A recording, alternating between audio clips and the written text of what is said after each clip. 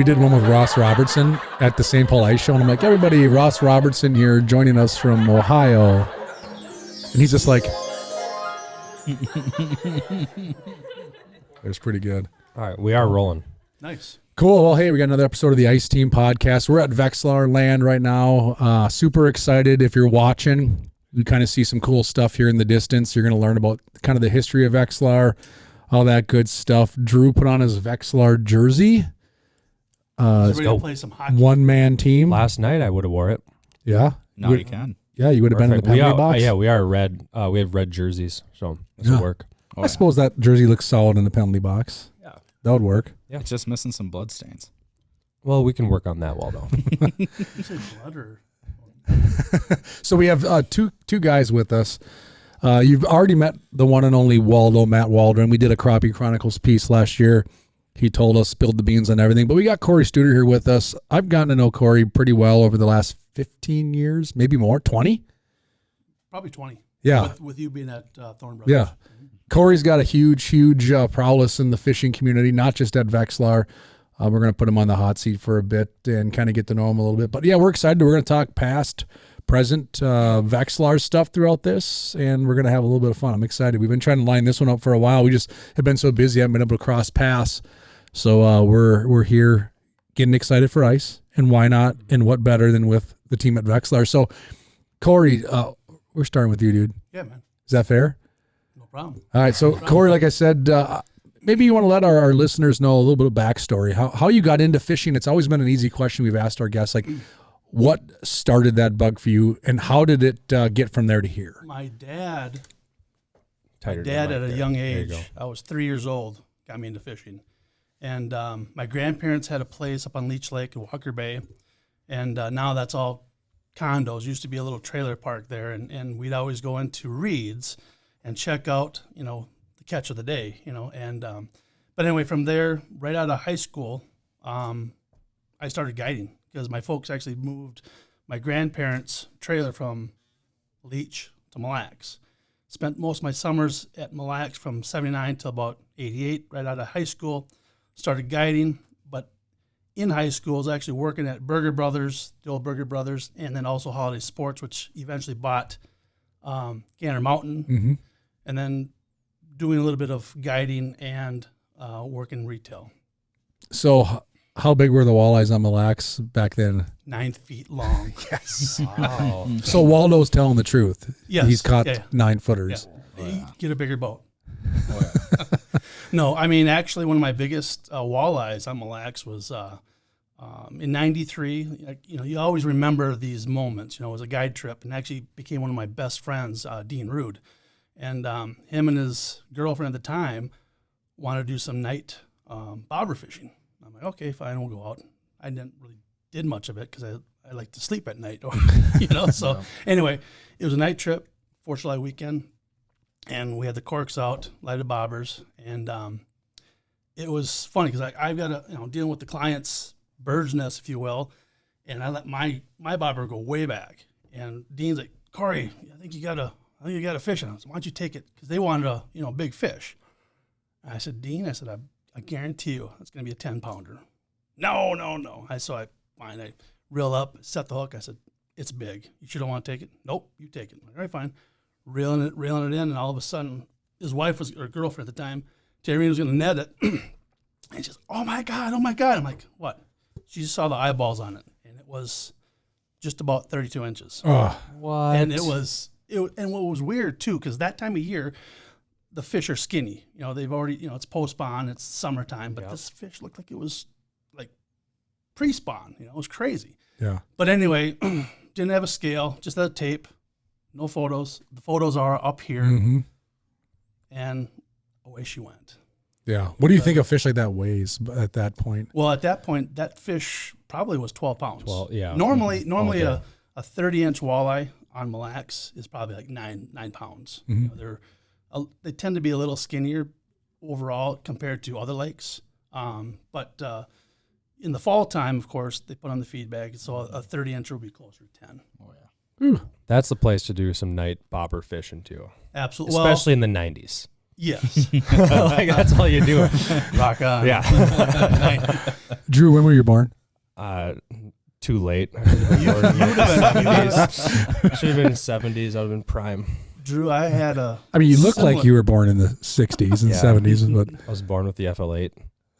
He was. And had, but Drew, you would have been proud. I had a similar mullet, not quite a mullet, but kind of Yeah. rocked that. We've got Okay, pictures. yeah. We've got pictures. I like it. Yes, I maybe like we can find some of those Waldo pictures. yeah. We can put them in the comments. Oh yeah, Okay. Good hair they're sets the they're tone. amazing.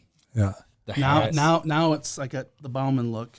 yeah, Skullet. Yes. the exactly. skullet. Love it. I mean, Mille Lacs is a topic in itself. I mean, we could do a whole podcast on Mille Lacs, Oh, and it's, we can touch on it, of course, as we tell some stories. So guided at a young age. I did not know the Leech Lake thing. I think I knew that you had some ties to Leech Lake, but I didn't know that was kind of like your stomping grounds for a while, and then you moved to Mille Lacs. I know you as a Mille Lacs expert. I know when I first met you, it was funny. I was at Thorn Brothers, and it was during one of the Salmo Hornet crazes, Oh, yeah. where I remember guys would come into the store, no joke, and clean pegs. yeah. Yep. Like, I'm not talking 3 baits. I'm talking every single color of that lure gone. Yeah. And they did it, and I learned later, like, I'm like, oh, that must be working. And it was, but the main reason they did it was so that no one else could buy them. Yeah. So they're like, this is working that good that I will buy all of them Yeah. so that the 3 of you in the tournament this weekend can't buy any of them. Yeah. And I think that's when you and I first started talking was way back in probably early 2000s. So the Hornet bite for me on Mille Lacs was more of a lead core bite, and I gotta pay homage to Nelly, John Nelson, because he Yep. brought the lead core bite, because he used to fish the RCL and PWT back in the day a little bit, and he brought it to Mille Lacs, showed me. I'm like, what the hell? Because during the dog days of July, August, oh, they're not biting. Well, we went out there and just waylaid. We had trips with some other guides, like 5 or 6 guides, and we would come in with our 18, and there was three guides that were doing the lead core deal, and the others came in with maybe 7 or 8 combined. Like, what are you guys doing? Oh, we're just trolling minnows. We didn't tell them hard baits. Yeah. Yeah. But back then it was the shad wrap. And then so another thing with Vexilar, the owner of Mr. Vexilar would be Bauman. He actually brought in and distributed the Salmo baits back in 2002, 2003. All the way up to like 2016, 2017. Yeah. Yeah. That was a while. But Mhm. that craze back in the day with the Hornets, we cashed a lot of checks with the Hornets, and it was fun. I mean, it was a great bait, and the reason, the reason for that bite is they're feeding on the young of your perch, and smaller profiles would work. But there's also days when that number 5 shadow up would work, but that number 4 Hornet, people go, what are you using such a small bait? Well, you match the hatch, if you will. What they want. That's what exactly, and it was a great bait. It still is a great bait. I cast them. I find myself, I pitch that lure quite a bit. The 4 using more like a 5 or 6. Though. There's a deep version too of the 5. Am I right? Yep. There's a longer lip version that thing will go like 10 feet on a cast with a spinning rod. Okay, It's a pretty dangerous bait, Mhm. and crappies like them too. for sure. Oh yeah. Yeah. Steve still whacks crappies. Yeah. Those things trolling them. The number 3s. Yeah. The little ones. Yeah, And 2s if you can find them. Yeah. yeah, Those are hard to find. awesome. All right, well, I guess we better not let you off the hook yet, obviously. Yeah. So, as you guys know, Waldo, on the ice fishing scene, we learned about him on the Crappie Chronicles side of things. I guess we should take a step back and maybe let our audience know, what do you do for Vexilar? I mean, there might be people that still don't know. I mean, He likes lunch. and maybe, Oh yeah. maybe both of you Love can, lunch. Matt can start, and then maybe even let our listeners know, Corey's role at Vexilar. But Well, Matt. I actually met Matt when he was working at Gander in Eden Prairie. Yeah. He got me the job here. And he was working in production, and I remember Brian Bankston, I think, was the fishing manager at the time. I know Yeah. Bankston. Yeah. Oh yeah. And so you give him a shot. I'm like, oh, okay. Little scruff head. I'm like, fine, we'll bring him yeah. in. But I mean, over the years, he's really learned a lot, and he's really taken off. And now he's not just, we all kind of work in the back if need be, as far as assembly. But I've We seen do it. everything. I've now. seen you guys back there. He is our service tech, and he's probably one of the smartest techs that I've met. Mhm. I mean, he's really you. doing really good at Yeah. Vexilar for Did us. you How much did you pay him for that? Quite a bit. Which one is the clap? There it is. There you go. There we go. Nice. Yeah, I mean, Uh, Corey and I we do a lot of role sharing now where we do a little bit of everything. You know, we do R&D. Corey's head of sales and marketing, and then I help him out with that. And service side of things, myself and Ryan are the two service techs, so we handle all the service aspects of things. And then when it's crunch time, Corey and I will be back in assembly helping out with everyone and making sure everything's boxed right. And we don't really go per se by titles. I mean, Yeah, we don't really have titles here. we do what we have to do to get the Yeah. job done. Yeah. I like that. Yeah. And you guys work shows. I mean, Yeah. you're front facing at shows, at events, photo shoots on ice. You guys are fishing, and that's one thing. I know on our side of the fence at Clam, we always pride ourselves wearing similar hats as you guys on our side. We fish too. Oh, yeah. You know, we're not corporate America, right? That No. we live, we breathe it. If we're not working for our respective brands or doing whatever, we're out fishing. We're out talking to people about fishing. We're learning from each other. And that's how Corey and I got to know each other. Was we went out ice fishing a few times, and then we went out open water fishing a couple times, and that's how we really got to know each other. I've been here, Drew, and our listeners, on more than one occasion where I come in, speak to someone up front, one of the gals. I always go say hi to Lori. I always make it a point to say hi to Lori if she's here. And then half the time you're in your desk or office, half the time you're not. Yep. And if you're not, more than likely they're literally back in the warehouse packaging Vexilars. Mm-hmm. You know, and I've gained so much respect for the team here, even Zanenko. Yeah. You know, I know Tommy don't work here anymore, but he did for many, many years. He's synonymous with Vexilar. I would more often than not find Tom in back Oh, yeah. boxing Vexilars. Yeah. That to me, that's applaudable in my opinion. Like, I think it's great. I think it's great that everybody wears all those hats, even Bauman. Mm-hmm. Steve's not in his office. You're like, he's probably back at his desk. In motor clinic. Well, I just checked his desk. No, his real desk. Yeah. And then you go in back and he's got an area and he's fixing Vexilars and tweaking stuff and doing things. It's like, Well, I've always bragged about that on your guys' behalf. That's kind of a good segue as far as fixing stuff, because to this day, Mr. Bauman still repairs and fixes some of the old paper graphs. Okay. Yeah. And those paper graphs are still used today primarily for commercial fishing. And I'll let Matt talk about that a little bit right now. But that's not really a commercial grade. No, this was a consumer. This is the first vertical sonar, and this was a consumer grade sonar. And what's cool about these paper graphs is when you pop the hood open, you have a paper scroll on the inside. You have a stylus that etches it.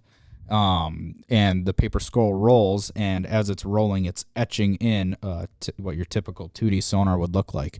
So this is actually from Walker Bay on Leech Lake, and this was one of the first images captured of fish deeper than a thermocline. And so this is about 80 foot of water, and these are all whitefish below the thermocline.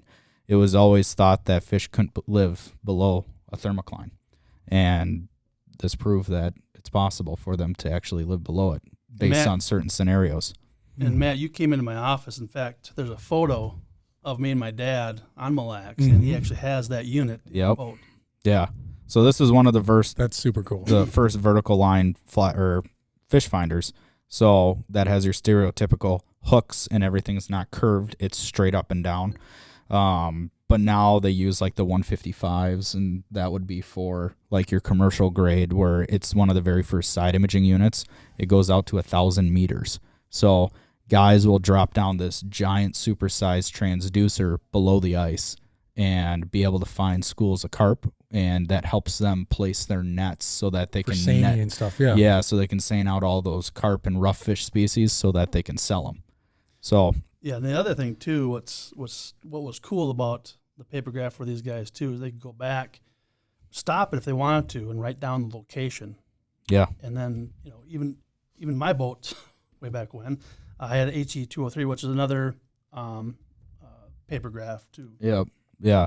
And then oftentimes you would see guys at like Hunter's Point and all the bars on Mille Lacs, and they would all have their paper scrolls out comparing notes on how their days went, because you can take this whole scroll out and it's like your complete sonar log for the day. It's the original sonar chart. That is cool. And they would take and compare notes and be like, yeah, this is the type of structure I was catching fish on. Look at all the hooks. And so there was a lot of really cool things that you could do with this paper graph back in the day that was pretty revolutionary. But yeah, that was the very first vertical line sonar. And you use the term revolutionary, and I like that because Vexilar has revolutionized so many things. Oh yeah. What was the I know the answer, but for our listeners, the very, very first product Vexilar came out with? Oh, depth therm. Yeah. Yeah. You want to explain to, well, I still have people that ask the purpose for that. Yeah. Why do you care? Why do you want to know the temperature at different levels of depth? But as anglers, we've learned it's very important. Yeah, it depicts the thermocline. Correct. It tells you exactly where the thermocline is based off of temperature and depth, and it's different in every lake. Yeah. And some lakes have them, some lakes don't. Mm-hmm. So that was a big thing, is learning where that thermocline was, because that would help you be able to be like, okay, well, I'm fishing in dead water right now, or I'm above the thermocline. I should be, getting close to where some fish might be hanging out. Yeah. And Pat Smith was a friend of mine at Thorn Brothers. Speaking of Nelly, right? Yeah. And John Nelson was my manager at Thorn Brothers when I met. Loved the guy. I learned a lot from him. But there was a gentleman named Pat Smith, who both of you know him, and everyone knows him. But he's a legend. And he was big. He used to carry, so the depth therm still exists. Oh, yeah. And it's still a product sold readily available at a lot of retail stores. And he was religious on carrying that with him for ice fishing. Yep. And he would so much so feel like there are times he would catch more bluegills on a basin because of water temperature variance. Oh, yeah. And he would drop that thing down and he'd pull it back up. And I've been with him when he's done this, and he goes, not fishing here. Yep. I'm like, dude, they're on this basin. Nope. Water needs to be half a degree warmer. That's where they are. Yeah. I'm like, drop your lure down, bro. No, he was that minute. Yeah. That's what he paid attention to. And he would go until he'd find that depth or that certain temperature. And by golly, he caught. And he was like, there's a bunch of things that play a tribute to that, right? Bottom content. Yeah. Weed growth. I mean, temperature changes especially under that in ice. basins, that soft bottom. You'll Sticky have bottom, hot transition spots. areas. Yeah. And he knew that that transition line where it changes from hard to bottom, that sticky spot, was like 5 degrees warmer than everything else around it. And that's exactly where the fish were. So he would drop that thing down and check the exact temperature to know, like, this is where I feel like I'm going to be the most productive. And I remember that to this day. That was 20 plus years ago. I'm like, and he still does. Yeah. I think I asked him 2 years ago. We gave a seminar together. I'm like, do you still use a depth therm? He goes, all the time. That's It's awesome. in the bottom of my fish trap all the time. Yep. Yeah, there's some guys that still carry it and use it religiously. Yeah. And we know that guy's caught a few fish in his day. Yeah. Just a few. Yeah. Oh, yeah. He's caught a couple. Yeah.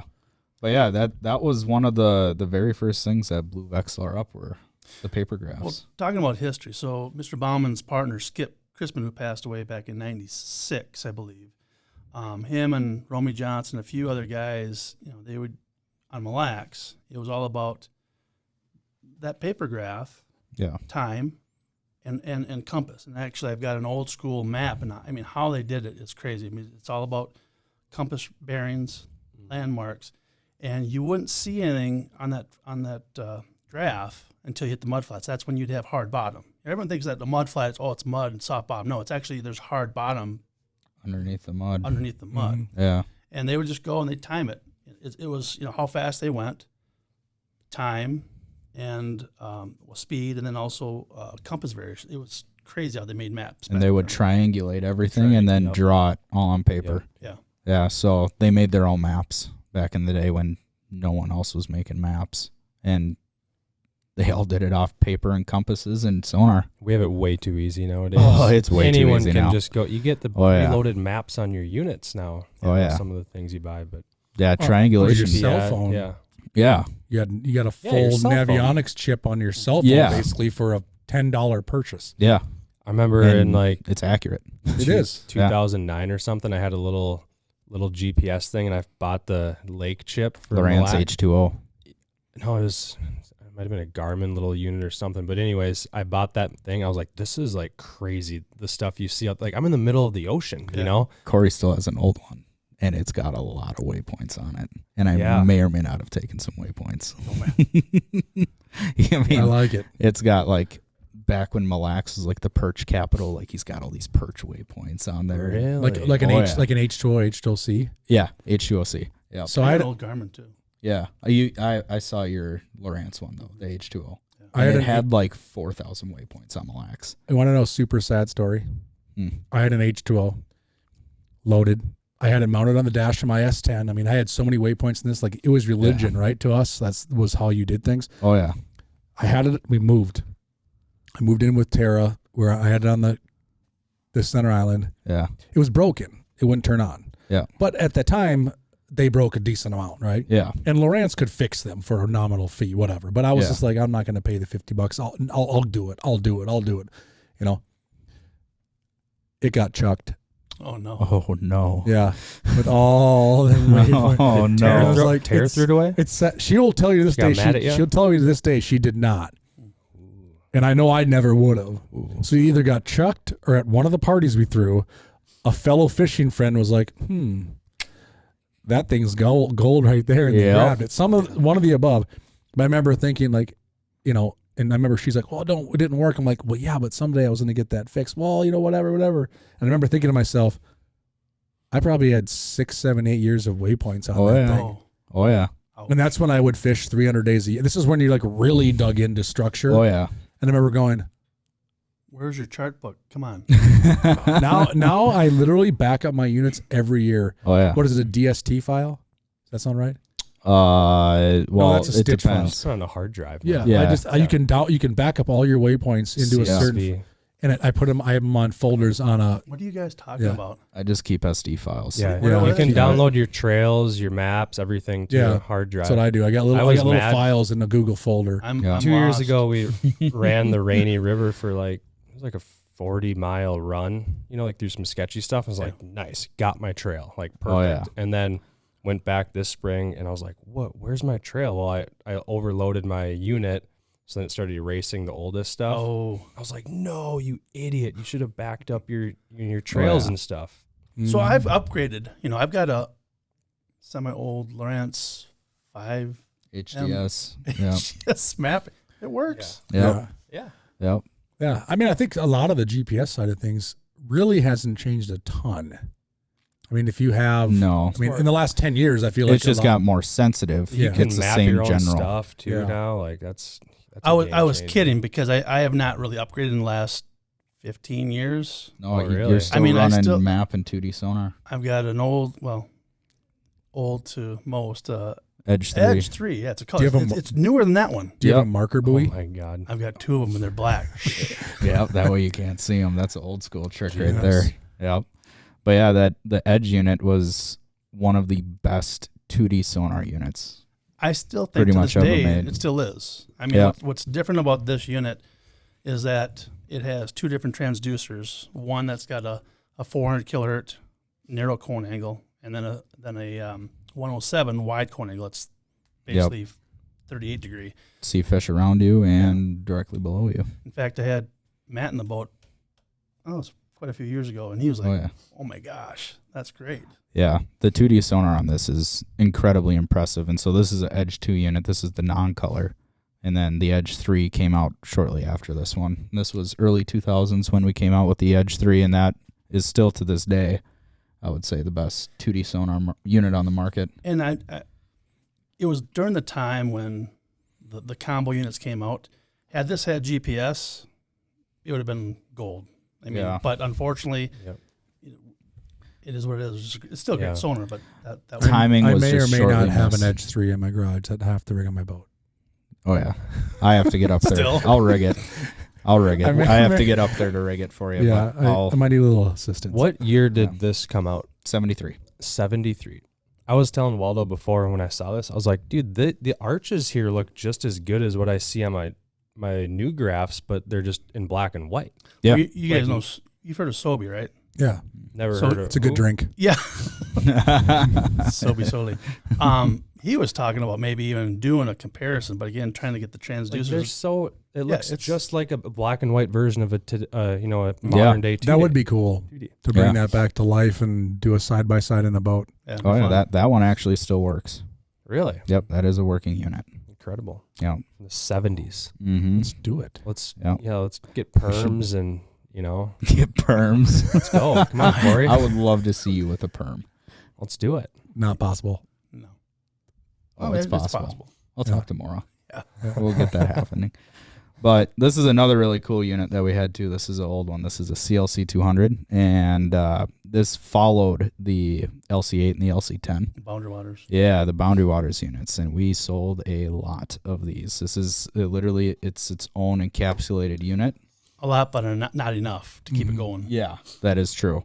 But this runs off of just 9 AA batteries, and you get 4 or 5 days of runtime when you're out in the Boundary Waters. It has a suction cup transducer that comes with it, and it's this cool little screen, and it shows you the same as this guy, It's just a 200 kilohertz 2D sonar. It's like a 12-degree cone, and guys absolutely love this thing because of how portable and lightweight it is, and they need more runtime if they're on a long trip. All they need to have is some AA batteries. Doesn't take up any space.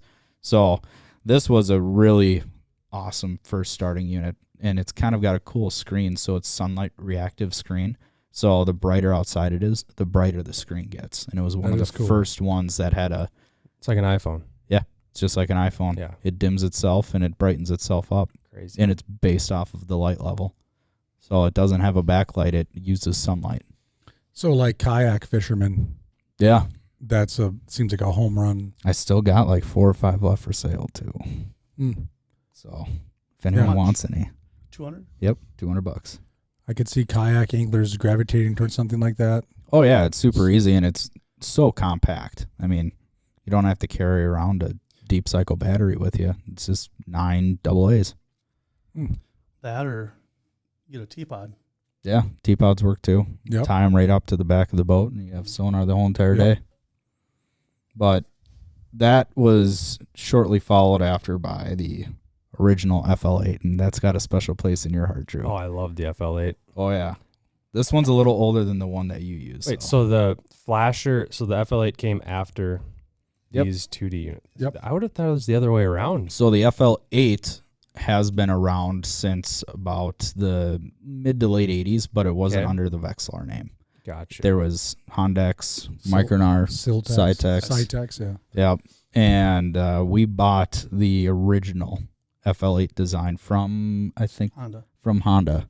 And Honda was the company that was making them. And they're still the ones who make our flashers to date. But they were making them for those other companies when we ended up purchasing it from them. And the very first model was the FL8A. And that is this guy, this Frankenstein-looking unit, where everything is through board mount on the circuit board. So all the components go through the board and are attached on the other side with solder joints. And so this, it's kind of clunky. It's loud. But this is one of the first units that Gens used, this and the old Cytex FL5. But the 8 was so much better at registering small baits and targets. So what's the middle knob there for? That is the pull call alarm. So this was a really cool device. Yeah, the pull call alarm. So what you would do is you would pull this alarm out. So you pull the switch out physically, and you rotate it, and what would happen is a red bar would appear on the screen, and you could position that red bar anywhere you wanted based on rotating this knob. So if you were in a sleeper ice house, you would position it right above the bottom, and you would push it in so the red line would disappear. And anytime a fish target or anything came into the center of the cone angle that had a stronger than yellow line to it, so if it had like a red line, the alarm would go off, wake everyone up, and let them know the fish are below them. It was primarily made for open water. It's loud too, so it wakes you up.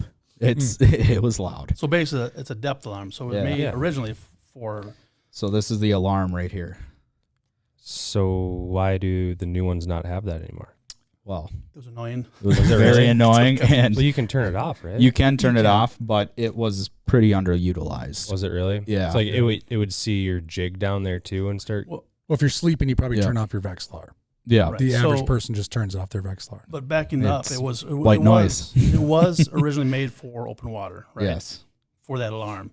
Very much like the FL8 teen has got the bottom lock, right? Yep. Well, that's for open water. Well, it just didn't take off. No one uses that that much, so. Yeah, it just didn't take off, but it was a really good concept. And every once in a while we think about dabbling with it again because it's a good idea, alerting you that fish are there. Yeah, for sure. It's wake Augie up. Yeah, wake Augie up.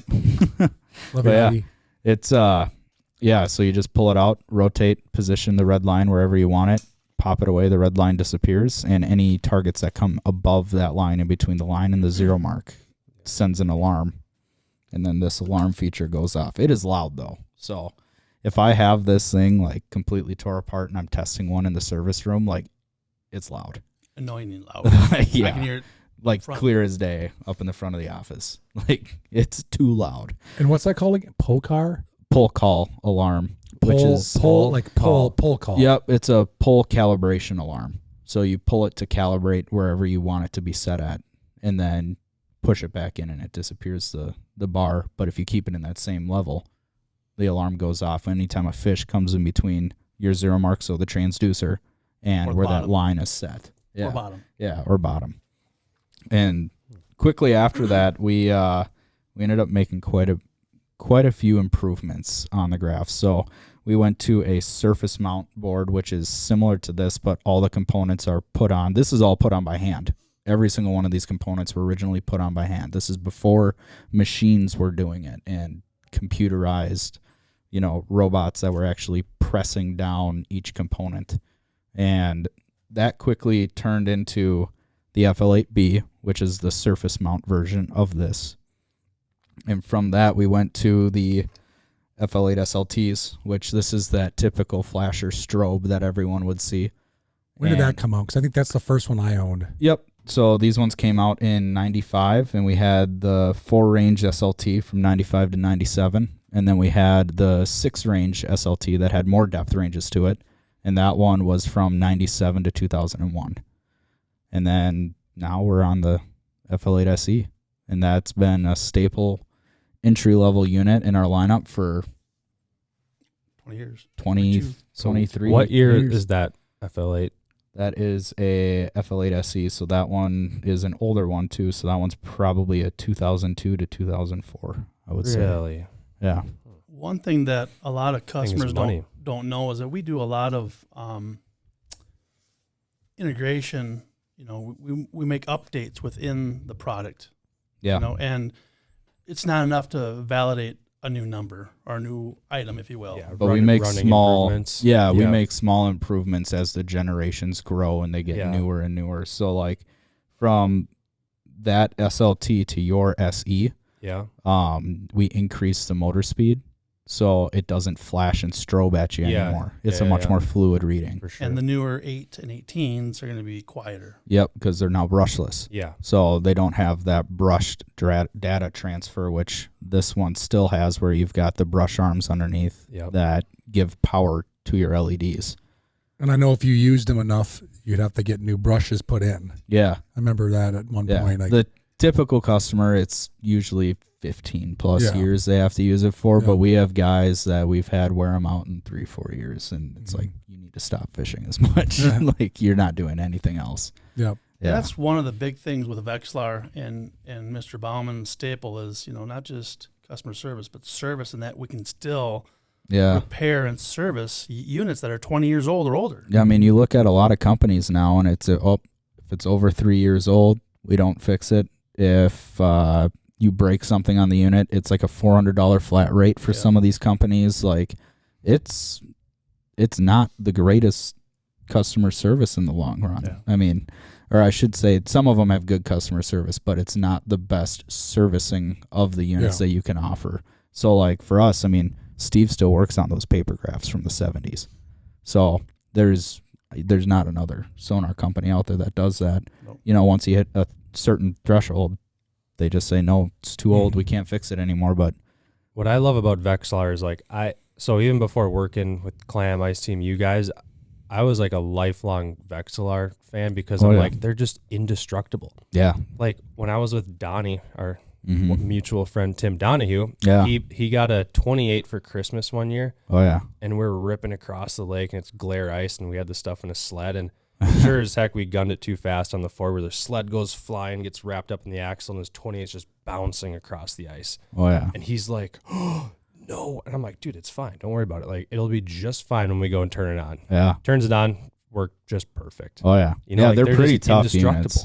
You They're got lucky. pretty much. You got lucky. I mean, I will say you I did don't get a little know, lucky. dude, that happens all the time. I But- beat the it happens a lot, Yeah. but Yeah. The only times I can't fix a unit are if someone actually like runs it over, Yeah. or if it's submerged underwater for like a week and then they Sure. didn't dry it out at That all. reminds me, I think Eric A week. Hadia Oh yeah. had a 28, went down the hole. They're using bigger holes for these their trout or salmon that are catching. Yeah. And he's like, look at that, it's still running underwater. Yeah.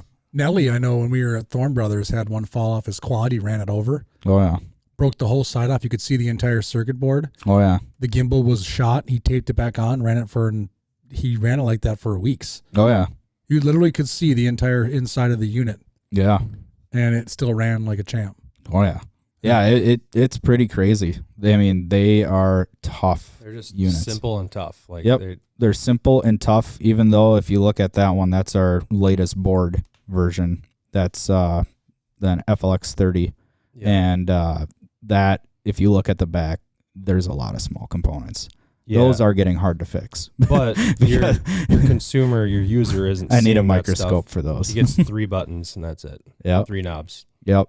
Keeps it simple. Yeah, And I mean, with those 3 knobs, that unit still does a lot. for Mhm. sure. So, Way more than people think, oh yeah, way more Or- than people think. or way more than they use. Yeah, way more than they use. And so that's like a good leeway into our newer generations of units. And a big thing that happened with us was in 2010, we switched a lot of the circuit board designs up, and that pretty much spawned the 22 HD.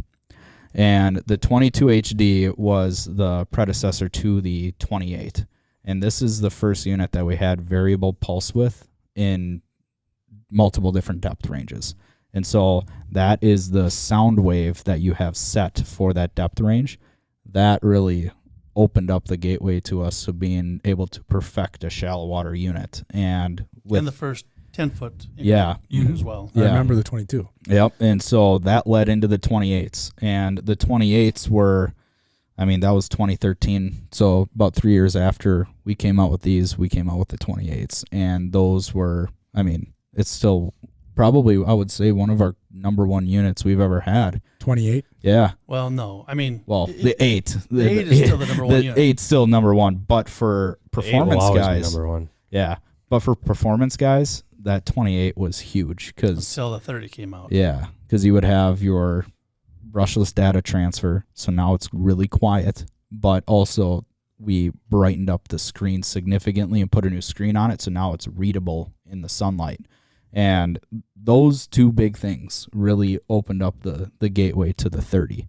And the 30 is our Cadillac right now. I mean, it's a 28 on steroids. You have incredible amount of control with it versus anything else that we have to offer.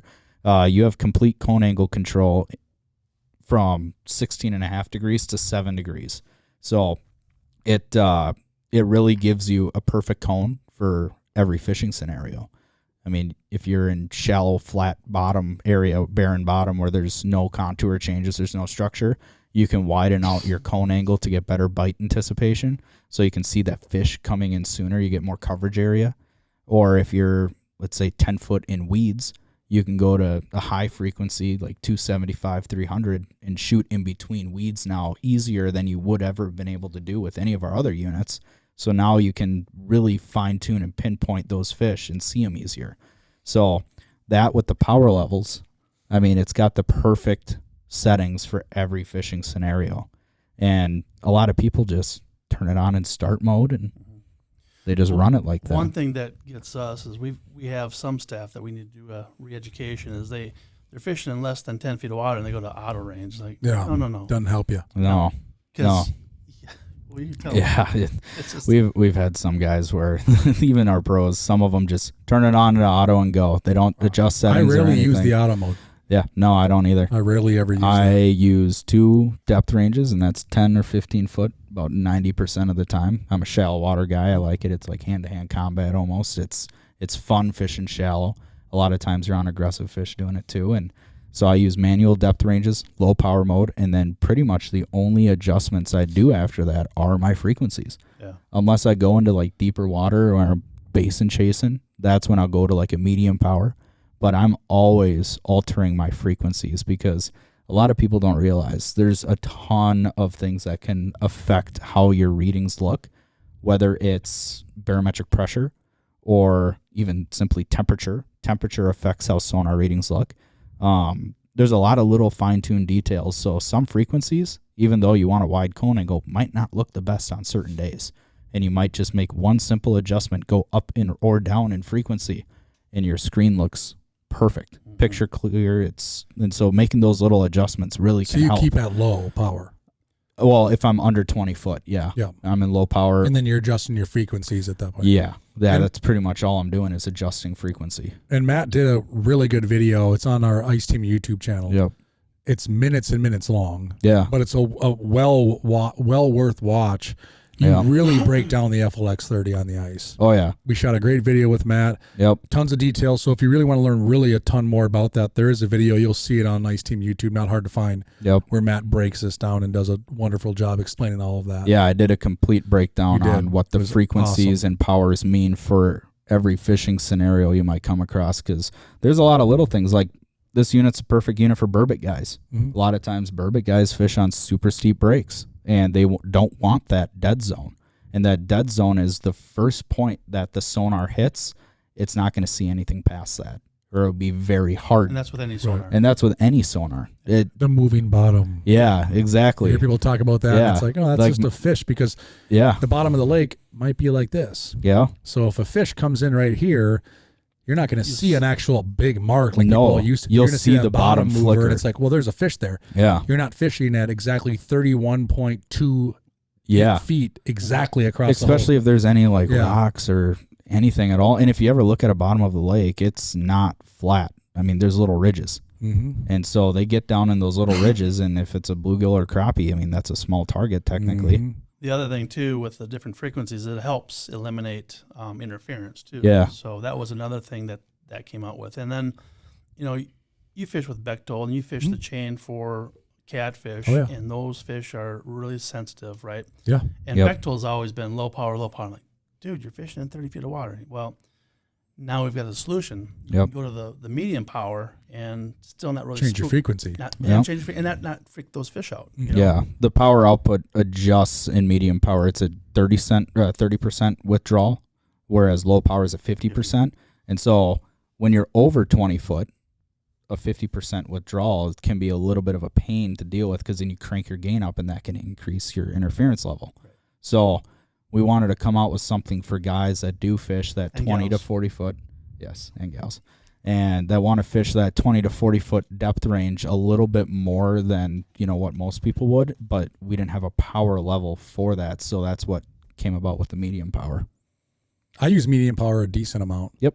Yeah. Yeah, Because same here. I'll do a lot of my Catfish bites end up basins. being like, I probably spend a lot of time in the 15 to 25 foot range Yeah. world. I feel like Yeah. 18 feet, I seem like I'm there a lot. 20 feet, Yep. 21, 22. I mean, if I'm deeper than 25, Yeah. I'm probably either searching, Yep. scouting, Yeah. or not on my bite.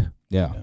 Yeah. I think- I'm on somebody else's because they're all, I'm usually Yeah. trying to stay at like you under 20 feet. Yeah. I feel like Bigger 12, fish 13, usually 14 is key. Yes. But I find myself using medium power probably like half the time. Yeah. But I'm not playing with the frequencies like you guys are. That's something I need to get better at for The sure. frequency control is huge, because if I'm looking for a school of fish, or let's say I've already peppered out an area and I'm just working back through, I crank it to a low frequency so I can get more coverage area, see around me.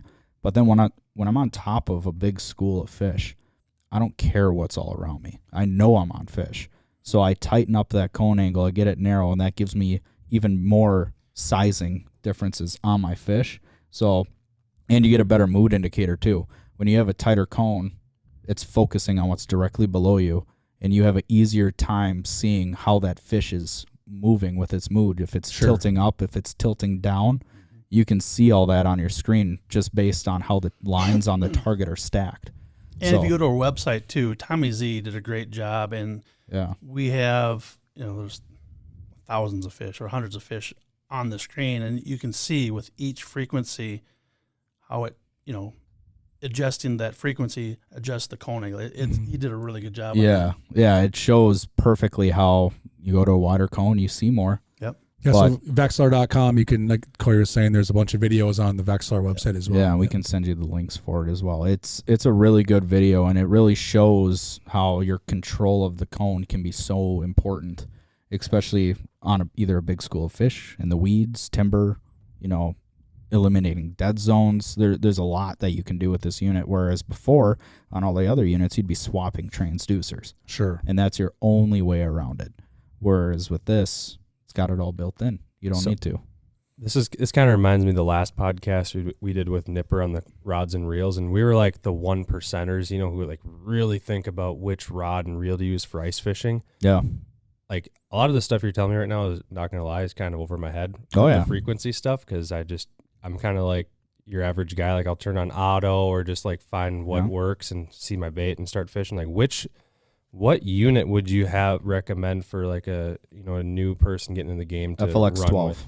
12? Yep, hands down. It's the simplest unit that we offer that has enough beneficial features to where you're not going to have to do any add-ons to it. It's got low power mode built right into it. It's got 20-foot depth ranges. It's very bright and easy to see in the sunlight. It also has a night mode, so when you are fishing in a house, you can dim that screen. It's just probably, I would say, one of our most well put together units for an entry-level price that doesn't break the bank for someone who just either wants to learn how to ice fish or is just getting into it. And Drew, it's basically a flat screen version of the FL8. Yeah. With low power. Yes. That's what it basically is. Yep. Gotcha. Yeah, and it is a little bit more sensitive, not too much more. It has a little bit better target separation. It's a very impressive unit, and so oftentimes when I have a bunch of people that I need to take out, I just check out FLX 12s because they're so easy, user-friendly, and simple, and like, especially with kids, teaching a kid how to use that, it's so easy. It's literally you turn it on and go. There's nothing else that you need to do for it. So, but the 8 does not have the night mode though, right? 8 doesn't have night that's mode. That's another advantage of the 12. And it doesn't have the low power mode.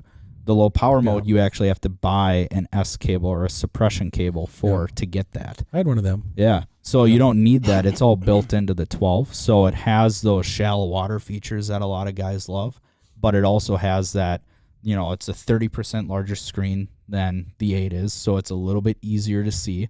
It's brighter, but it's not too bright because it's got the night mode to it. So it has everything that the average user really needs. Yeah. And oftentimes it really comes down to like what you're fishing. Like if you like fishing bluegills and walleyes, a lot of times those fish are glued to the bottom. That's when you might want to look at an 18 or a 20 that has those zoom features. But for just an all-around unit that's got the same price point, durability, a really good price point, that 12 is super hard to beat. There's a question we get a lot, and maybe you want to walk through this, the world of interference rejection, right? Yeah. There's so much, I think, that has gone into it over the last few decades, advancements, this and that. So this is a scenario that is often happening in ice fishing. And I think, again, we know the answer, but I think our listeners might be happy to learn. The 4 of us are in one hub shack. All 4 of us have a Vexilar. We're all going fishing, and you get the kickback, maybe walk through our listeners what we do to set interference rejection for the best performance. Real quick. So let's do a scenario. We're on Mille Lacs or Lake of the Woods. Oh yeah. Lake of the Woods, interference capital of the world. The biggest thing. So with sonar, it's reading a signal going down and back up, and 90% of the time, those people are using a spoon. So there's less surface area for that sonar to bounce back. And what happens is people tend to turn the gain up to try to see their bait. And they want to see their bait as a large line. And we've always preached for many, many years, turn your gain down low as possible, and then have one person, just do the IR, the settings. And and that's another thing too, between the older 8s and 18s to the new FLX units, you're going from 10 IRs to 20. Yep. And I'll let Waldo get more detail with that as well. Yeah, so there's a very systematic way you go about eliminating interference, and this doesn't even matter per Vexilar brand. This is just in general for any sonar units. Doesn't matter if you have a bunch of different brands in the same ice house, you can get rid of it the same exact way. So you just start off with all the units turned off. and then you turn all the units that don't have interference rejection, you turn them on first. So let's say you have an old 3-knob 8, the old FL8B or A, and you turn that unit on first. Then you go to your unit that has interference rejection, turn that one on second. If there's any interference, adjust that interference level until you get it to a manageable level or it completely goes away. Then you go to that third unit, turn that unit on. If there's any interference, only adjust that third unit. And then same with the fourth. If there's any interference when you turn the fourth unit on, adjust only that fourth. Because what you're doing is you're changing the ping speed on all the units. So you're getting it to a different ping speed than the units that were turned on previously. And so if you're all on different channels, then they're going to work fluidly. You're not interfering with each other. Yep. And so that's why the 30 is the best unit on interference, because it has 20 frequency settings, or excuse me, it has 7 frequencies, but it has 20 interference settings per each frequency. So you have 140 options to eliminate interference. And the other thing too, so the FL8 comes standard with a 19-degree transducer. And if you're fishing in, like I'm on Lake of the Woods, you're generally fishing 25, 30 feet of water.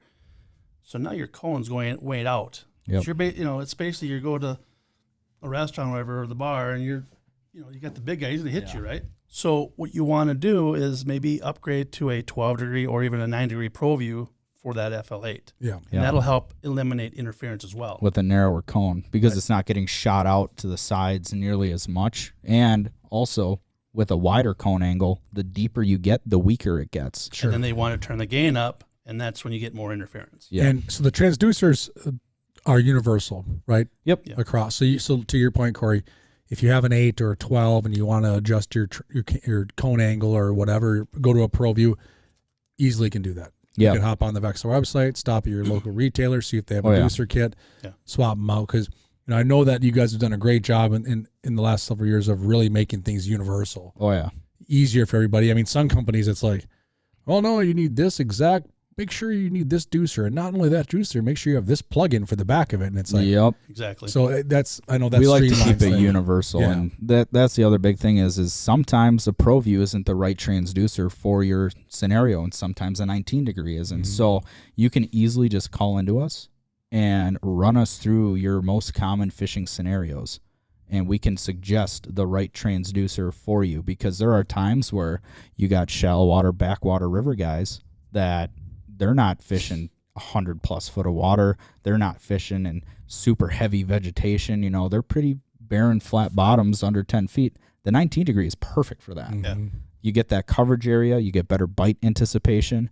You're not dealing with a whole bunch of dead zone space because your cone angle is so wide. And those guys need that transducer for that coverage area, because we get a lot of anglers too that they want to be able to see 2 holes, right? Oh yeah. It's a lot of the anglers, old school anglers. They wanted to be able to see their jigging rod and their bobber rod or their set line rod. Yeah.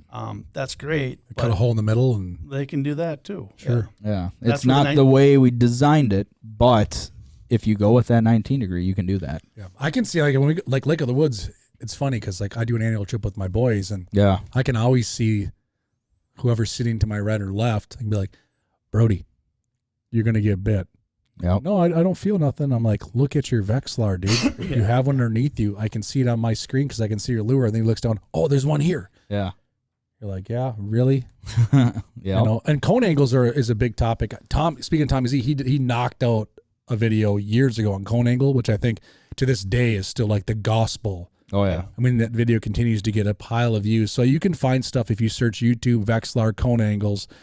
You'll see an umptitude of videos, but I encourage you to look at some of the ones that Tommy Z did, because he really breaks it down. I think it was in this room that we filmed it, that whiteboard. Oh yeah. And he nailed it. And he did one on the ice too. Yeah. That's even better. Yeah. So that one on the ice, he drilled a grid of holes or a line of holes, and he had the transducer positioned in the middle, and he had a ruler out, and he would go and actually measure, and that's how he was able to explain what side lobes are. And where's that video at? So that's on that's on our website and YouTube as well. And you can literally see how with the ProView, it's a very strong 200 kilohertz, but it has side lobes, which are all transducers have, but most of them are too weak. and it's like big blobs on the side of your cone angle. Like a bell. Yeah. Yep. Like a bell. Some people say they're like elephant ears. They're just big blobs on the side of the cone. That's not an exact shape of a cone angle. And when you increase the gain on the ProView, if you're in like a normal power mode, you can actually utilize those side lobes to see around your 9-degree cone.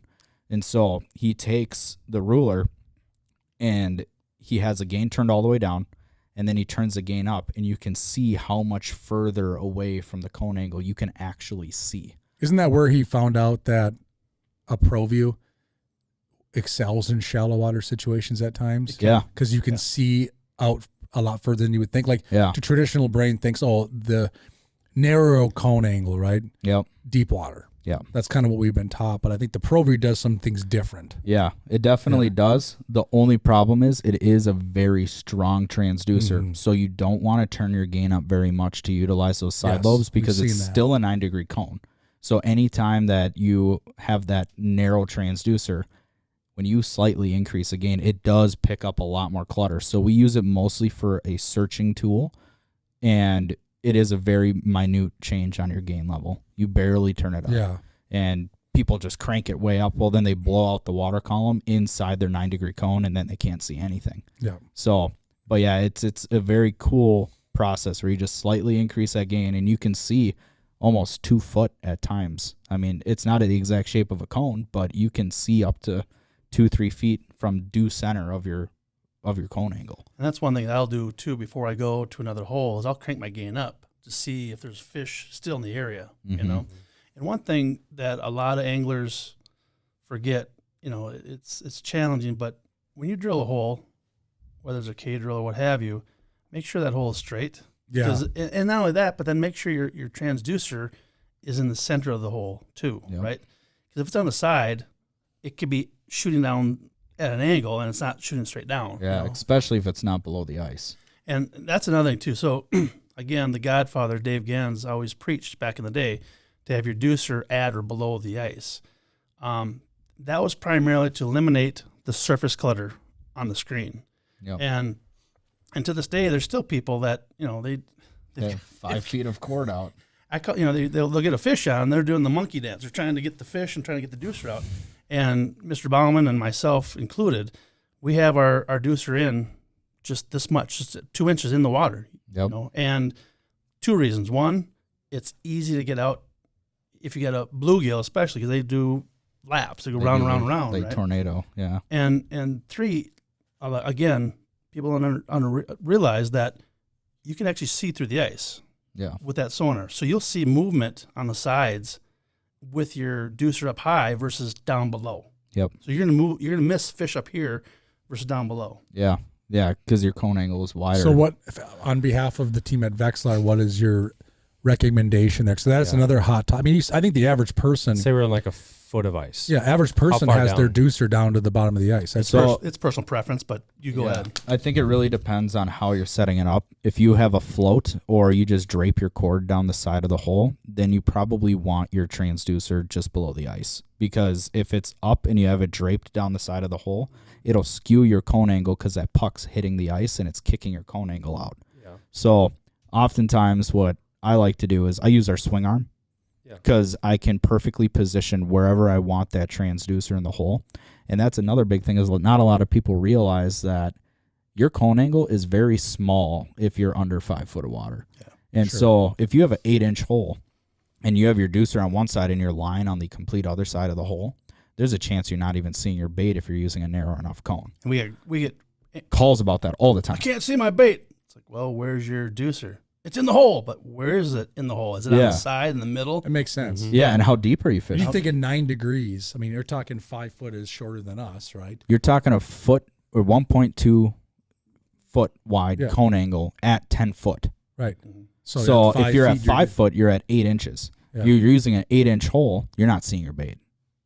So Yeah. it's very important to keep your line on the same side of the hole as a transducer. Sure. That's why a lot of us love to use the swing arm because we can perfectly position it wherever we Yeah. want. That makes And sense. So like if I am fishing, foot of ice, I'll have my deucer only 2-3 inches down, maybe at most. But I'm using the swing arm to keep it in the center of the hole and then I have my line right next to the transducer. Matt, remember up in Shawamigan when we were on like 3 inches of ice and there was current and we had to prop our transducers because our spoons My were wife's getting swung listening out to so this, far. Drew. Yeah. No, she's not. Sure. She's busy throwing away your H2O. You're actually probably right. She's not listening. Yeah, No, not a she's chance. not listening. No, but even with current, there's a lot of things that you can do. Tommy Hicks is a great guy. That's who we were with. Yeah. He's a madman. So a lot of times what the Great Lakes guys do and the river guys do is they drill 2 holes. They drill a transducer hole and they put that down current, and then they have their jigging hole, which is up current of their transducer hole, because the current swing brings the bait into the cone angle of that transducer so you can accurately fish. Yeah, and it's funny up there, non-Vexilar related, is how the currents shift and change in a day. Well, like it's a lake. there's certain times a day where that water's dead calm. Yep. And you see everything below you. Then all of a sudden you'll even hear like a Josh Teagan or a Tommy when we're with them, like, oh, we're getting some current, can't see our baits anymore. And then like an hour later, like, oh, you can see our baits again. Like how it just fluctuates throughout the day. I mean, it's a little trippy. Or it's time to go. Yeah. I mean, you see- do not go past this next hole. He literally, remember we were out there and he's like, yeah, you don't go any further than the last hole I cut. Like, I mean, like at all. Like it's bad. And that dude comes ripping off on a snowmobile. He's like, yeah, you see where I was fishing there by the point? Yeah, I'm 100 yards down. He goes, don't go over there. I just put my snowmobile through. Luckily, I popped it right out. But like, and it's another day in the office. Yeah. Like not even. He's like, he said he went like, over I'll there. try it again tomorrow and see if it's a little better. I'm like, He got off his sled and he like took one hammer with the spud bar, went through, and he just walked his sled back. Yeah. He like put his hand. He's like, I'm reversing out of here. Yep. yeah. Wow. He's like, I was just there the other day. It was 3-4 He's like, inches. yeah, we'll try it above. again tomorrow. See if it's a little better. That guy has no fear. You guys Oh, are I know. crazy. Yeah. He has no fear at all. Yeah, and I was just like, all right, all right. Yeah, with a $10,000 machine. Yeah. Just no fear. So Matt, explain to the audience here why I like, when I'm in weeds, I'll turn my gain up in weeds to be able to see fish better.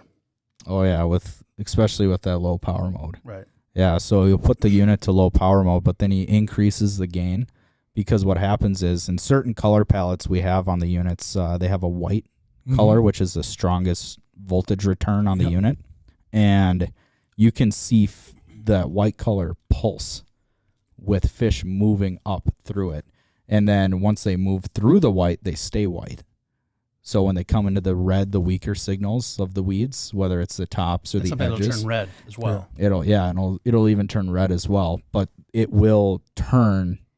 You can actually see that fish pulse through the weeds, and it flickers. You can see that reading flicker through that white return. So how many anglers listening do you think are reluctant to even touch weeds in the wintertime? Pretty high, I would say. Yeah. And I've learned that throughout the years fishing, obviously, and then even with the fishing league, blatantly obvious how important weeds are, right? Oh yeah. And it's not just and there's we always thought lakes early ice, too. late ice, right? That was what we were taught in magazines. Yeah, early ice, look for green reeds. Late ice, look for weeds showing up, and then they kind of tell you to do something else, right? That's kind of what we've been told. They tell you forever. to go to the basins. Well, no, we've learned that all the time. I can't tell you how many during the UPLs weeds. that we've had where it's January 20th, middle of winter, dog days of winter, 5 feet of water in the weeds. Yep, fishing 5 foot of water in the weeds, whacking big bluegills. That's similar to like open water bass fishing. Honestly, yeah. you know, everyone thinks midsummer you got to go deep rock piles, deep weed edges, and like the biggest ones are always shallow. Yeah, it's where they live. Yeah, you know, all of them. Yes, the tastier ones. All of them. Oh yeah, especially largemouth. They Yeah. just taste so good. Yeah, wonderful. They are tasty. Drew eats them all the time. Matt, you're so guilty. You're the last person who told me you had I did. largemouth. We ate fish some fry. in Wisconsin. It was solid. Goes to Wisconsin for 1 week. I'm not going to eat the Minnesota ones and go over to Wisconsin. Sorry, guys listening, but Packers colors are green. facts. I mean, you threw a lot at us. I mean, it's always evolving. And I think one takeaway I wanted listeners to realize on this is I think we're probably underutilizing what a Vexilar can do. Yeah, And that's something I hear at the booth, throughout seminars, on social media.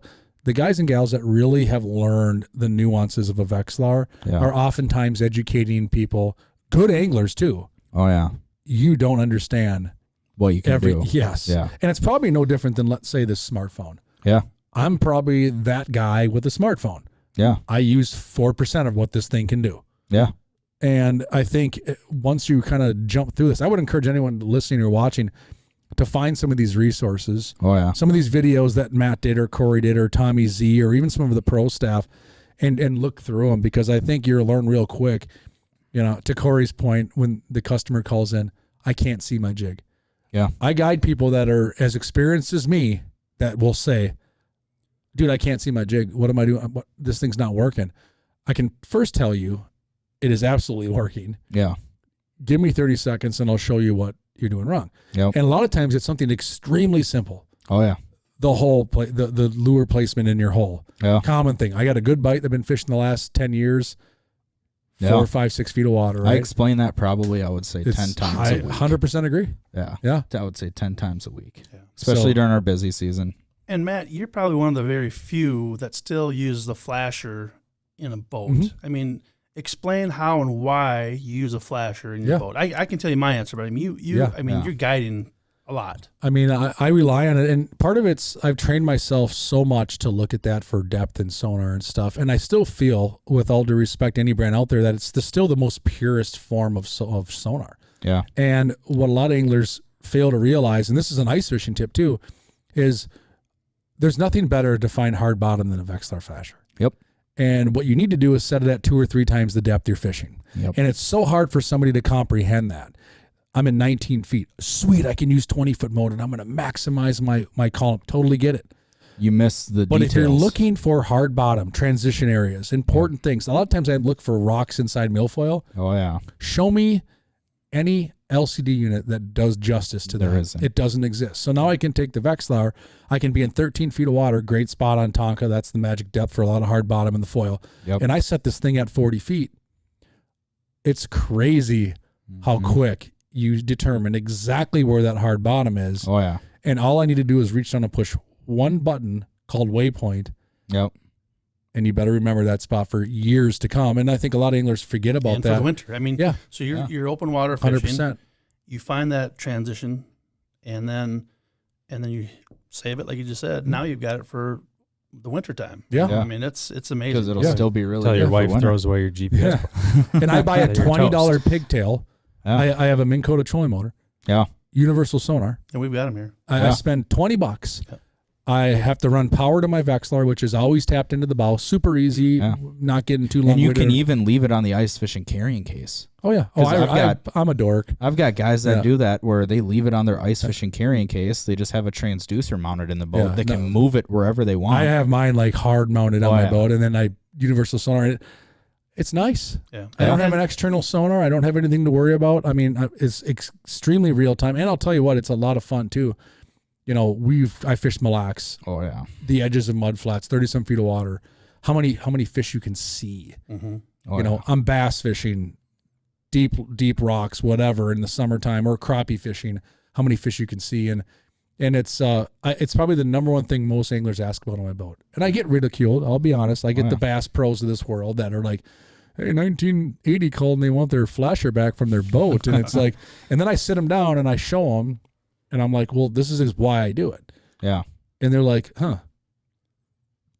Yeah. Maybe I need to revisit a flash. This is the reason behind it. Show me what do you run? Garmin, It's the details. Lowrance, whatever. So won't Matt, do it. Yeah. explain to them how you're finding these transitions. Like you turn your range to a deeper depth, but why are we doing that? Double echoes and triple echoes. Okay, so when you go from a double or triple echo to one echo, you're going from hard bottom to That's soft your bottom, transition. right? Yep. Yep. Because not everyone knows that. It's Yep. like even with your LCDs, if you're cruising around, whether it's Mille Lacs or whatever, go to a 60 or 80 foot range scale, and you'll be amazed at what you see. You'll Mhm. find, oh, those fish are hanging in that transition spot. Well, Yep. how'd you find Yeah. it? Well, Yep. double, Yeah. triple echoes, to And one echo. With weeds, it's huge because weeds, if you're using like side imaging, Mhm. you can't see the bottom through the weeds. Yep. It's very difficult to do that. So that's why you use a flasher, is because it shoots straight down, it shoots in between the weeds, and it's real-time sonar data that is very sensitive. Yeah. So anytime you're triple the depth, you'll be able to see those double and triple echoes all of a sudden just appear. But when you're using side imaging, you can't see it because you're in the weeds. Yep. And sometimes it's too thick to even see anything. Yeah.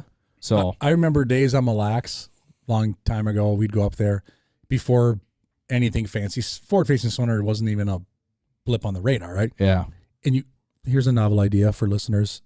You got to work to find your fish. Yeah. Cut a lot of holes, right? Gas-powered augers, right? We bust. And I always used to laugh when we get out to the magic zone, which is at 31 to 33 feet, right? Yeah. And you could always tell where the transition was because you would see holes every like 40 feet. And then all of a sudden you'd see like 4 holes in the length of this table. It's like, oh, there's the transition. Because they found, and that's probably where they had the double and triple echo. Yep. We're close. Yep. And then they're 40-foot holes every 20 steps went to every 3 steps. And it's like, there's the transition. I remember having people going, how do you know that? You haven't dropped. I said, look at this dude's hole pattern. Yeah. He's been looking for this transition area for 75 yards. Yep. Now you have 4 holes 4 feet apart. This is, I bet you we're in 31, 33 feet. Yeah. Sure as you know what, you punch a hole, 32 feet of water. Oh, yeah. Another tip, Mille Lacs tip that is, early ice is if you're looking for in the mud flats, if you see air bubbles in the ice, Yeah. you found your flat Yeah. or a flat. Yeah. A lot of people don't know that, but I mean, if you're going out early ice, you're looking for a mud flat, you don't have GPS, well, you're in the right direction, if you will. Just look for those air bubbles. They're not mermaids. No. Oh, Mermen, maybe? yeah. Yeah. Don't tell Augie. He's a merman. No, we've gone over a ton of stuff. I mean, we're an hour and 15 minutes in. We could probably do this until the day breaks. Oh, yeah. Is there anything else as we kind of wrap up that you guys want to hit on, touch on? I think you should let our listeners know. I mean, this is October. This is one of our first 3 episodes of the season. We got a whole show season ahead of us. Well, for one, it is early, but charge your batteries. That's one of the biggest things that people forget to do. Yeah. Check kinks in your transducer cord. Dead spots. Yeah. Yeah. I mean, feel free to call or don't email us. Talk to us at the shows. We're available to answer any questions, help out. Ice Team's got an army of people to help as well. They're well educated as well, but we're more than happy to help out. And don't be afraid of these high-end units because there's a lot to offer there. Yeah. Yeah. They do a lot. Yeah. And retailers stocked. They're stocked. It's happening, right? I couldn't believe it's September, and Shields was stocked, Thorns was stocked, I mean, Joe's there. I mean, you name it. Fleet. I mean, I don't know about Fleet Farm, but most of them are fully stocked for ice right now. Oh, yeah. They're ready. Yeah. Yeah. And we got the Ramsey show end of the month, 28th, 29th. We go right into show after show after show after show. So we got the big show. Yep. I would say come by either Vexilar booth, Ice Team booth. We're going to have units on display and all that stuff. Oh, yeah. Ask your questions. I mean, it's one of those things to where if you just invested in a 28 or a 30, let's say you went out and, you're investing your hard-earned money into a top-of-the-line product, get the most out of it. Yeah. Yeah. To your point earlier, don't just settle for auto mode and fishing every day. Yeah. Learn Fine-tune some it. things. Fine-tune. Look some stuff up on the internets, the interwebs. Oh, yeah. Interwebs. And be sure to watch. Yeah. Go take internets. Go take a look at all Be sure to that. watch some of the Crappie Chronicles too. I mean, they've got a lot of good tips there Yeah. too. And I mean, Matt's just a fourth of the team, but they've got a lot of He's fun like a stuff. third of it. Yeah. I'm the sonar guy. Yeah. He will sign autographs too. I mean, I've seen him sign body parts, No, I don't do that. shirts, hats, Vexilars, whatever. Come out and say hi. These guys are dialed. Oh, yeah. So outstanding, guys. Well, we can't thank you enough for hopping on. This is one I'm excited about. I think this is one we'll definitely star. I think packed full of information. A lot of our podcasts, entertaining, a lot of fun. This one, I think of anything we've done in 23 episodes. Can learn a lot from This is packed full of stuff that you really can fine tune your ice fishing game. Oh, yeah. So I would definitely, we're going to push this out to get people excited about it. Otherwise, dude, I'm excited. I didn't know some of this stuff. No. You want to touch on? Do you want to touch on K-drill at all, This or is just a fraction of what we have. I'll let Matt do the I don't know if you want to touch on yeah. K-drill, but I know there's one sitting over there before I was we gonna say log off. Oh, yeah. What if you got to the lake and you were forgetting your Vexilar or your drill? Which one would you be more disappointed about? I'd go home. Exactly. Either one. Just I'd hope go your buddy home. has a drill. Yeah. I don't think I could fish without a Vexilar personally. No, yeah. For me, Vex is number one. Yeah. I'll kick a hole holes. in. Well, Yeah. Mitchell- I'd kick holes in. On our first podcast of the year at Pro Day, Mitchell said he cut a hole with a hatchet. I could see him doing anything. That's the response that every single person. Yeah, Not like, surprised. I could sounds see about that. right. Yeah. And he's like, I started when I got done. The hole on top was about 3 feet wide, and I fished through about a 4-inch hole. Yeah. And I'm like, and then I had somebody somebody commented. Yeah. You see when he posted that, a guy commented, "Go, I'd buy the Jason Mitchell hatchet." Yeah. Oh my God, dead meat. And it'll be blue. Oh, the dead meat hatchet. Well, maybe touch on K-drill for a few minutes here before we Yeah. log off. I know I saw a K-drill sitting there. Oh yeah. So we've got a couple different options. We've got 6-inch, 7.5, and 8.5 inch. The nice thing about these is they are all made right here at Vex. Yeah. So they're handmade by us in the United States, and they're very durable. I mean, you've ran yours through the Run stinking 'em gauntlet. many years in a row. Yeah. And the nice thing is we do lifetime free resharpening on the blades. You can usually get about 2 to 3 resharpenings out of them before you need a new set. And they're just durable. I Yeah. mean, you can run these through absolutely anything. It's a double chipper blade, and what a lot of the anglers like is that, a lot of the Dakotas, western Minnesota, or anywhere that you've got Dirt windblown roads. sand or whatever, They they are last durable. longer. They last a lot Yeah. longer. Yeah.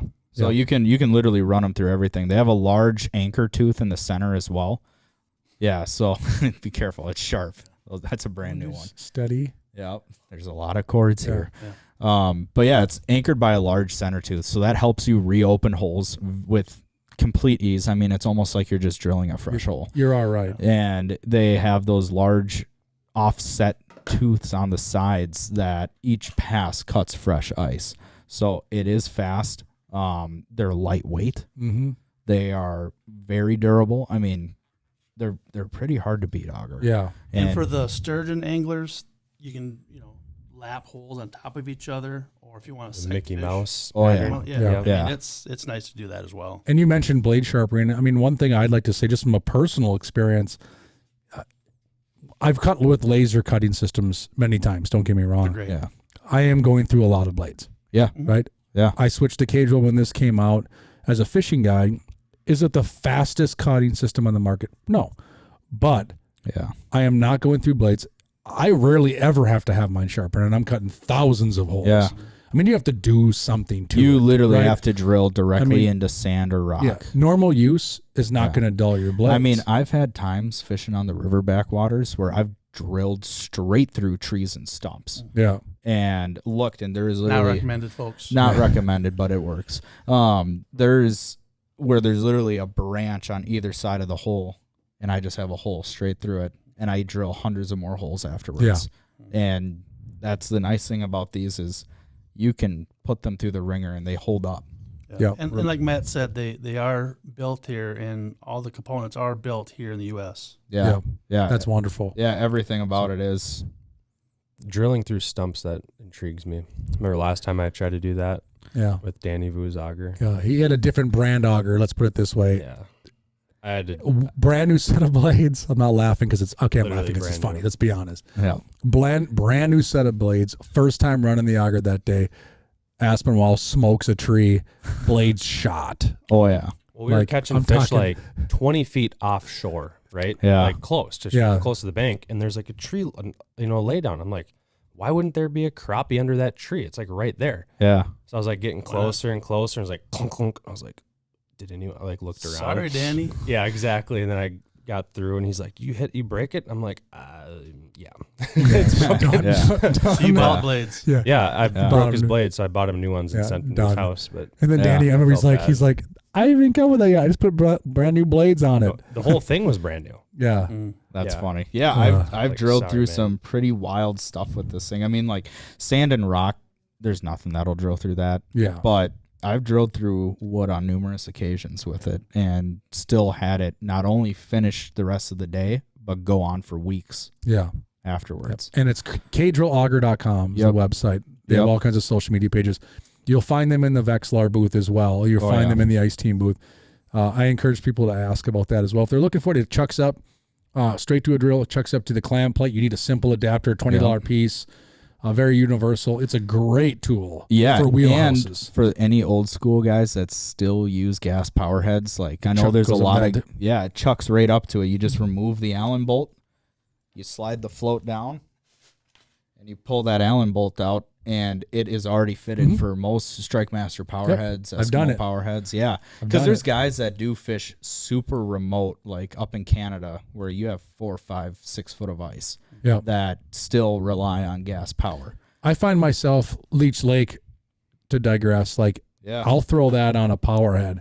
Yeah. If I'm there in March and I'm cutting through 30 inches of ice and we're chasing perch or panfish. Yeah. Sometimes I'll find myself, we haven't had that much of ice the last 3-4 years, right? We've been pretty spoiled. But there are times, but there's been years where, and I find myself, our electric systems are pretty efficient nowadays. Oh, yeah. But I don't care what you have. When you got 35, 40 inches of ice, you're going through batteries quick. Where a gas powered, I just ripped, and it's really fun.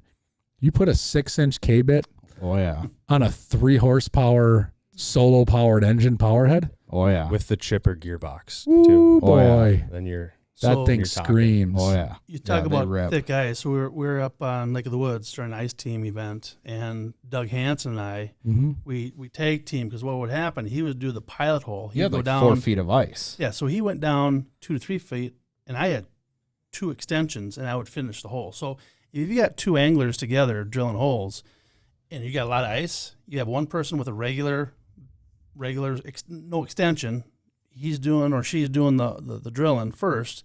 And then you have the next angler come in with the extension or double extension and finish it through. Oh, so Doug built the cakes. You just frosted them. Yeah, oh, yeah. Exactly. Okay. Yeah. And ate them too. Yeah. So check out K-Drill. I highly encourage you to do so. And I was just going to make a comment for the wheelhouse anglers listening. Yeah.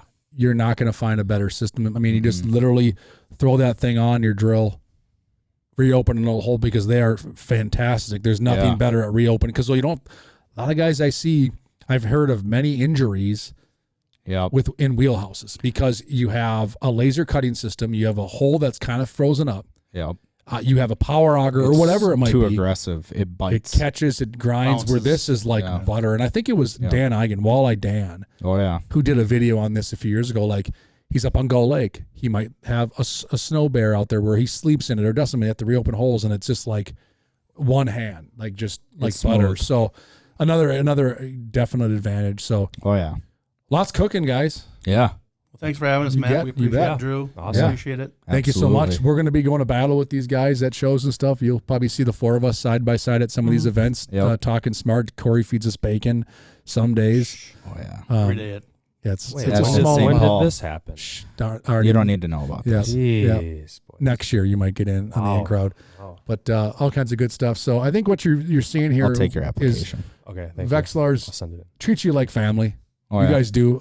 It's one thing we pride ourselves on to at Clam is treat you like family. You're a name, not a number. Stop by the booth. Don't be intimidated. Ask your questions. And we're all excited for another ice fishing season. So Corey, Matt, thank you so much. Thank you, fellas. Thanks for sharing some of your relics with us and your antiques and your toys. Some of the stuff that Corey played with as a kid.